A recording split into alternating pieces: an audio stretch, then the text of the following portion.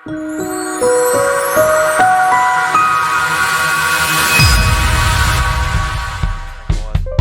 Lui here from Wuji, Xuan Life Wellness and Toronto Qigong.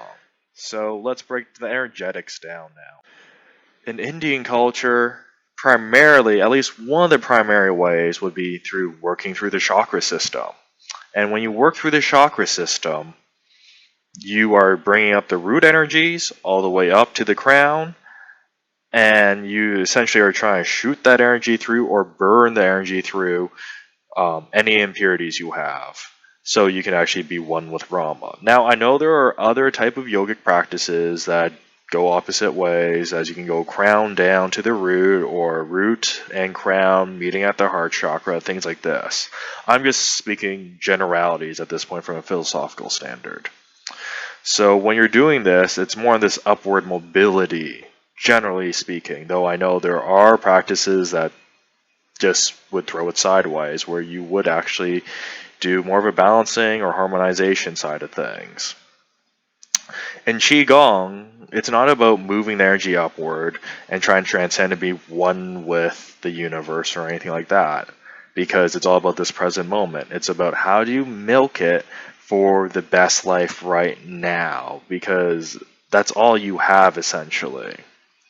And then if there is an afterlife, the Chinese had different philosophies with that, depending how specific you want to go with it. I mean, Buddhism has a different way of looking at things, Taoism has a different way of looking at things, Confucianism has a different way of looking at things, and there's so many different slices that can be viewed. So from a real tactile perspective, when we view Qigong, it's about how do you get the best right now? How do you get more vitality? How do you get more focus? How do you get more energy? All these types of questions become bigger in the Qigong context, because once you have enough energy, your social interactions are going to be better. Your family's going to be better. And from that is a translation into spiritual practices, because now there is no separation essentially between the two.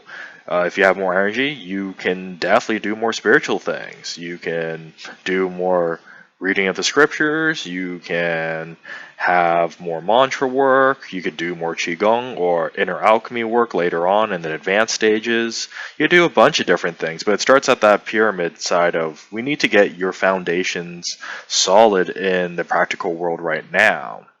Not everyone has the luxury of being able to do hours of yoga or hours of spiritual practices. So a spiritual practice from the Chinese standard would be how to milk and harmonize everything with the environment, because there is no separation between you and the environment in the Chinese context.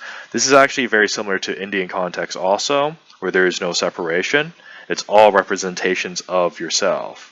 So don't take it that from a Hindu or yogic perspective that they don't focus on the monetary world standard. They do when you actually look at the tradition.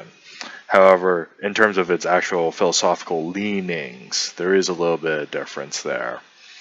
So when we work in a Qigong standard, it's all about how do you harmonize this yin and yang balance within yourself, and yin and yang balance with the environment. Everything's always changing, everything's always relative.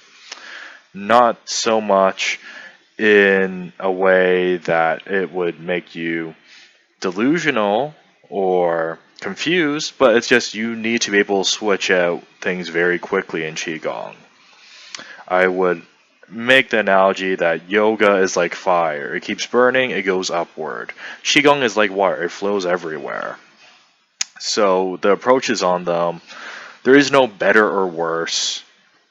And really, yoga is an excellent system unto itself, with Hinduism and Vedic traditions backing it up philosophically. And same thing with Qigong, with the Taoist, Confucian, and Buddhist side of things. So really, it depends on the individual on what they're pursuing with that. Both branches or both umbrellas offer lots of different ways to work on things. So with that, if you're interested in more information, go to Toronto Qigong, or go to Wuji Xuan Life Wellness. And until I see you in the next video, take it easy.